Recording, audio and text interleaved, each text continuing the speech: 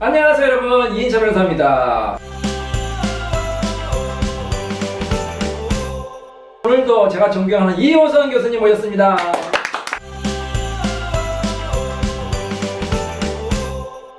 또 교수님이 이 분야에 또 워낙 또 탁월한 또 실력이 있으시잖아요. 이 중년 문제, 은퇴 문제, 노인 문제, 여기에 대해서 좀 여쭤보도록 하겠습니다. 이 은퇴 이후에 부부들이 또 위기를 겪어서 황혼 이혼까지 많이 하는데 실제로 그런가요?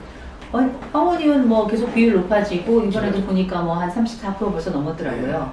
그 얘기는 이혼을 10분이 한다면 3분 이상이 20년 이상 결혼 생활을 한 중년 이상의 부부다라고 얘기할 수 있을 텐데 실제 상담 현장에서도 보통 신혼부부들이 찾아오는 경우는 많지 않아요. 보통 우리가 흔히 말하는 신혼 이혼일 때가 4년 정도까지잖아요. 맞아요. 그리고 나서 중년 이후 우리가 보통 황혼이혼이라고 하는 게 20년 이상 결혼 생활하신 분들이 찾아오시는 경우인데 요새는 20년 아니고요. 25년, 30년, 40년, 50년 되신 분들도 맞아요. 나이 70대, 네. 80대 분은 오세요. 그래가지고 정말 이분의 건강 상태에 이혼을 생각할 만한 상황인가 라는 생각이 들 정도인데도 불구하고 지팡이를 짚고 오셔서도 나는 죽기 전에 눈 감기 전에 이 사람하고 헤어져야 되겠다고 맞아요. 오시는 분들이 90대 할머니가 오셨는데 아니 그랬대요. 법원에서 어떤 사람이 아니 할머니 뭐 좀 있으면 90대면은 이제 솔직히 이제 얼마 못 사시는데 그냥 사시지 왜 이혼하려고 합니까? 할머니가 뭐라고 하셨는데 네, 이 사람 옆에 묻히기 싫어요. 딱 그거예요. 네. 똑같은 얘기 저도 들었어요. 네. 절대 합장 안 한다. 맞아요. 절대 합장 안 한다. 얼마나 한이 쏠렸으면. 그러니까. 그분들의 그런 마음을 이해해서 그러면 이혼을 차라리 시키는 게 맞는 건가요? 근데 경우에 따라서 이게 그러니까 이혼 저는 늘 이런 말씀을 드려요. 이혼 언제든지 할 수 있다. 저는 90대 하면 언제든지 안 되지 않습니까? 그럴 수 아니 오늘 할 수도 있는 거라는 거죠. 오늘 할 수도 있고 내일 할 수도 이혼은 언제든지 할 수 있는데 우리가 이혼을 하게 된다면 그 관련해서 한 번쯤 짚어볼 만한 건 짚어보고 그 다음에 이 해결이 안 되면 무조건 이혼하자 이렇게 이제 제안을 드리는데 그 말씀을 드리는 이유는 뭐냐면 되게 이혼의 사유가 명확해요. 그렇죠. 명확하고 이 명확한 사유가 절대 해결이 안 된다고 생각하기 때문에 그렇게 이혼을 결정하시는 경우인데 놀랍게 막상 상담을 진행하다 보면 이게 해소 가능한 일이라는 걸 알게 될 경우가 있어요. 그런 경우는 우리가 90년을 세월을 산다는 건 옛날 지금 90대 분들이 옛날에 여성분 같은 경우는 20살이 안 돼서 결혼했어요. 맞아요. 그러면 우리가 더하기 빼기 40년산을 다 동원해봐도 70년 이상을 사실 거예요. 야, 70년을 어떻게 한 사람하고? 누구는 70년을 살지도 못해요. 근데 이걸 누군가와 한 거의 1세기에 가깝게 사는 건데 1세기 가까운 그 삶에 대한 여정이 그렇게 안타깝게 부서지듯 끝나는 거 너무 아쉽다. 다들 그렇게 생각하시는 건데 이혼이 안 되는 건 아닙니다만 마지막 한번 노력해 보시고자 상담 현장에 오신 거니 그게 만약에 이혼이 진짜 필요했고 이혼하겠다 싶으면 변호사 사무실로 바로 가셨어야 되는데 자녀들이 상담 현장에 이렇게 모시고 온 거예요. 그 얘기 뭐냐? 내 아버지, 내 어머니 이혼이 너무 안타까운 거예요. 그렇게 모시고 온 자녀들도 머리가 흰머리가 성성해요. 그렇기 때문에 그럴 때일수록 저는 정말 신경 써서 더 가능하면 좋은 방향으로 갈 수 있도록 애를 많이 씁니다만 그럼에도 불구하고 이혼을 하시겠다고 하시는 경우에는 그렇게 하시도록 더 그래도 이혼 이후의 삶이 좀 괜찮을 수 있도록 그 스텝을 밟아가죠. 교수님이 이제 뭐 세바시 강의도 하고 유튜브도 하시는데 정말 대박이 나셨어요. 조회수가 100만이 넘는 것도 있습니다. 정말 부러운데요. 그 시리즈 중에 하나 나이 들수록 시리즈. 이 나이 들수록 친구를 잘 사귀는 방법, 뭐 더 재밌게 사는 방법 이런 것들을 이제 하셨는데 이 우리가 나이 들수록 정말 제가 봐도 준비를 잘해야 될 것 같습니다. 이 나이 들수록 우리가 준비해야 될 게 뭐가 있을까요? 다죠. 다. 우리가 나이를 안 먹는 사람은 없잖아요. 맞습니다. 지금 어린아이도 나이를 먹고 뭐 청년도 중년도 심지어 노년도 계속 나이를 먹어가는데 나이 들수록 우리가 갖추거나 혹은 나이 들면 이래야 돼 라고 하는 막연한 그림들이 꼭 있더라고요. 근데 과연 그 내가 젊었을 때 생각했던 그 막연한 그림들이 과연 잘 구현되고 있는가? 그렇지 않고요. 또 막상 내가 나이 들수록 이 정도는 있어야 될 텐데 이 정도는 갖춰야 될 텐데 하는 요소들이 의외로 생각보다 갖춰지지 않는 경우를 제 스스로가 경험을 하더라고요. 그래서 나이 들수록 너무 필요한 게 많은데 생각해서 이제 시작을 한 거예요. 시작을 했는데 또 감사하게 뭐 좋은 평을 받았습니다만 그 얘기는 뭐냐면 많은 분들이 비슷한 생각을 하시는 거예요. 그렇죠. 그럼요. 언젠가는 누구나 나이 드니까. 그래서 이제 뭐 구체적으로 안 하면 나이 들수록 이제 친구도 잘 사귀어야 되고, 또 부부 관계도 잘 해야 되고, 일단 뭐 부부 관계부터 먼저 여쭤보면 나이 들수록 부부 관계를 잘 유지하려면 어떻게 해야 될까요? 우리가 나이 들수록 그 부부 관계를 잘 유지한다는 건 우리가 대단히 뭐 따뜻하고 뭐 간절하고 이런 것보다 우리가 그래서 흔히 나이 들면 사랑보다는 정이다.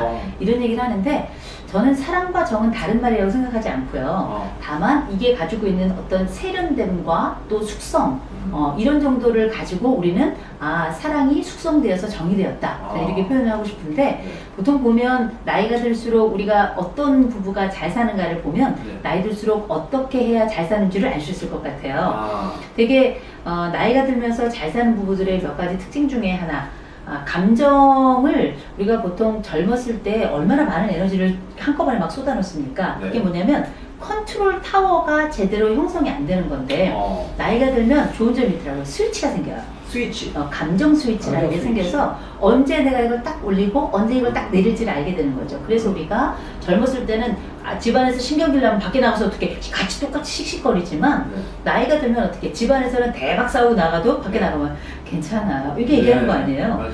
누울 자리를 보고 다리를 뻗는 힘 그게 바로 나이를 들어서 상황을 움직이거나 상황에 대처하는 힘이거든요. 부부도 마찬가지라서 보통 나이가 들수록 부부가 잘 지내기 위해서 비밀이 없어야 된다 생각하는데 그렇지 않고요.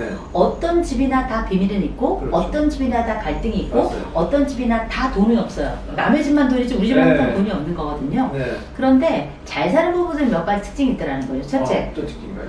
상대방 탓을 별로 하지 않아요. 남 탓을 안 하고 그렇다고 내 탓을 크게 하지도 않아요. 그런데 이건 뭘 얘기하냐면 우리가 가지고 있는 어려움이 있지만 이걸 해결될 것이라고 하는 희망에 대한 그 정서가 되게 강한 거예요. 이게 되게 중요한 거예요. 희망에 대한 정서는 나 혼자 노력한다고 되는 게 아니라 우리가 마치 무거운 돌을 같이 굴리면 훨씬 더 수월하게 종착점까지 갈 수 있는 것처럼 배우자가 나와 함께하고 내 가족이 함께할 것이라는 기본적인 신망, 그런 믿음과 또 이런 바람이 함께 있는 거거든요. 그래서 이 사람을 믿을만 하고 평생의 동반자라는 믿음과 희망이 있어요. 그렇죠. 그런데 이게 모든 부부, 잘 사는 부부가 다 그런데 또 그렇지 않아요. 그렇지 않아요? 그런데 두 번째 특징이 있기 때문인데 두 번째 특징은 뭐냐면 내 배우자를 어떤 잘잘못에 대해서 평가를 하는 게 아니라 평균값을 내어서 기여도를 정산하더라는 거죠. 평균값으로? 인생에 나와 함께 살아왔던 기여도? 그 세월을 값을 전체를 내서 이 사람이 이런 잘못도 있고 저런 잘못도 있는데 그래도 전체적으로 보면 괜찮아. 요 정도로. 그래서 그런 건 뭐냐면 굉장히 역사적인 큰 시야를 가지고 있는 거예요. 큰 시야를 가지고 있는 사람들은 기본적으로 관대해요. 그렇죠.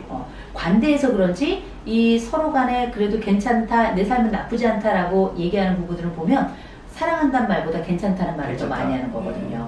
그래서 우리 부부들이 대단한 게 있어서 잘 싸우고 이런 건 아니고요. 이 부부들도 싸우고 때로는 형편없을 때도 있고 좀 삐지고 그렇긴 한데 그럼에도 불구하고 서로 감정을 올리고 내릴 때 그 시점을 잘 알고 있고 그 다음에 상대방에 대해서 평균값, 우리가 흔히 말하는 제 표현으로 하자면 미분, 잘게 잘라서 계산하는 거는 젊었을 때 하는 거고요. 나중에 나이 들면 적분으로 전체를 덩어리를 가지고 배우자를 보는 곳, 그리고 거기서 오는 그 관대함을 통해서 괜찮아 라고 이야기해 주는 것, 그 모든 것들은 그 사람의 공로와 기여를 인정하는 데서 나오는 거죠. 공로와요. 야, 정말로 좋은 말씀 감사합니다. 그 마지막으로 또 뭐 부부관계도 행복하겠지만 우리 또 인생이 또 행복해야 되는 거 아닙니까? 우리 인생을 행복하게 잘 살 수 있는 방법이 뭐가 있을까요? 나이 들어서도 마찬가지죠. 그런 방법이 있으면 제가 먼저.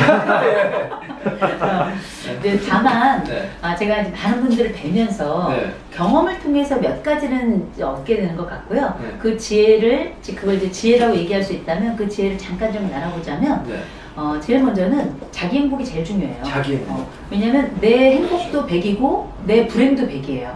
다른 사람이 아무리 그간 일로 뭘 그러냐 하는데 어쨌든 내게 오고 나를 덮치는 불행은 늘 나에겐 늘 고통의 100점이거든요.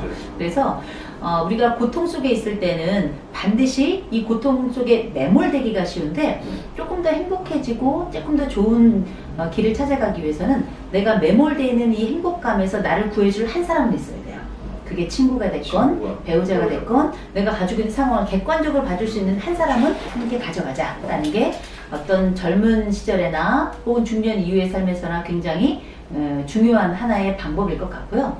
두 번째로는 좋은 습관을 갖는 거예요. 좋은 습관. 네, 좋은 습관. 예. 이거는 이제 늘 맞아요. 우리 고전에서도 나오는 이야기인데 옛날 BC 4세기에 우리가 뭐 아리스토텔레스 또 여러분 많이 아시는 테스형 아시잖아요. 네. 소크라테스 또 플라톤 이런 사람들이 흔히 이 그리스 철학자들 중에 대표 선수라고 할 수 있는데 그리스 철학의 굉장히 중요한 항목이 이제 행복이었고요. 그렇죠. 그 행복이라는 항목이 갖춰주기 위해서는 덕이라는 게 필요했다는 거예요. 네. 근데 이 덕은 그럼 어떻게 만들어지는가? 두 가지를 통해서 이루어지는데 네. 하나는 지적인 덕과 도덕적인 덕이 있어요. 지적인 덕은 교육을 받을 때 형성이 되는 거고 도덕적 덕이 뭐냐면 도덕성이 강해 이게 아니라 그때 당시의 도덕이라는 건 이성적인 말과 행동이 습관으로 자리 잡는 거예요. 좋은 습관이 맞아요. 우리를 덕이 있게 만들고 이 덕이 우리를 행복으로 데려가는구나. 요는 좋은 습관이 우리를 좋은 곳으로 데려가는구나 이런 생각이 들잖아요. 그래서 그 좋은 습관들 중에는 첫 번째 감정 습관 되게 중요해요. 감정. 불안하거나 힘들거나 고통스러울 순간에도 내가 스스로를 일으키려고 하는 애쓰는 노력, 또 다른 사람에게 헬프미 도와줘라고 해서 내 정서도 도움을 요청하는 것 이게 되게 중요한 정서의 습관이 있고요. 감정의 습관. 두 번째가 행동의 습관이에요. 항상 사람이 나태함은 항상 나를 우울로 데려가요. 이거는 뭐 자명한 겁니다. 그렇죠. 나태한 사람이 행복한 경우는 많지 않아요. 맞아요. 그래서 나의 일상이 루틴, 곧 늘 반복되는 것들이라도 건강한 루틴을 만들어내는 것. 그래서 운동을 한다든지 아니면 좋은 사람들을 만나려는 것 이런 것도 굉장히 좋은 습관이에요. 그리고 내 일상에서 좋은 음식 먹는 거 이거 되게 중요하거든요. 이런 좋은 습관을 만들어내는 거 생활 습관 중요하고요. 세 번째가 관계 습관이에요. 관계 습관. 관계 습관은 상대방에 대한 배려, 상대방에 대한 사랑 굉장히 중요한데 불행을 피하는 50가지 방법이라고 하는 책을 쓴 도벨리라고 하는 학자가 뭐라고 이야기를 했냐면 행복을 찾는 방법은 생각보다 간단하다. 그게 바로 뭐냐? 어떤 대단한 것을 성취하기보다는 잘못된 것, 멍청한 것, 그렇죠. 어리석은 것을 먼저 배제하는 것이다. 맞아요. 이렇게 이야기를 하는데 관계하는 데 있어서도 내가 하지 말아야 될 말이 뭔지 알거든요. 네. 내가 하지 말아야 될 행동이 뭔지 알거든요. 이런 것들을 먼저 줄여나간다면 관계에 있어서도 굉장히 좋은 습관이 생겨날 거라고 보고요. 이런 감정과 생활과 그리고 이런 관계 이 세 가지의 좋은 습관이 만들어진다면 어쩜 우리 인생도 행복해지고 또 나이가 들수록 점점 좋은 사람이 되고 나이 들수록 자기 행복감도 더 높아지지 않을까 싶습니다. 맞습니다. 그러면 자기가 좋은 습관을 들여서 행복하면 결국 다른 사람과의 관계도 좋아지고 이게 점점 선순환이 되는 거겠네요. 그렇죠. 예, 알겠습니다. 교수님 말씀 여기까지 듣도록 하겠습니다. 지금까지 유익하고 재미있는 말씀해주신 이효선 교수님께 큰 박수 드리겠습니다. 감사합니다.